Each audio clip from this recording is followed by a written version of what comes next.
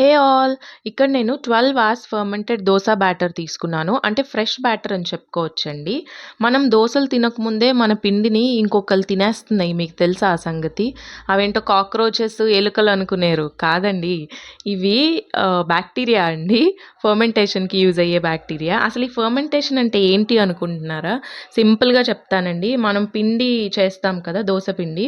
ఇక్కడ కనపడే బాక్టీరియా ఉంది చూడండి. ఇది ఎయిర్‌లో నుండి మన పిండిలోకి చేరుతది. బ్యాటర్‌లో రైస్ ఉంటది కదా! సో, షుగర్స్‌ని బ్రేక్ డౌన్ ఆర్ కన్జ్యూమ్ చేస్తది.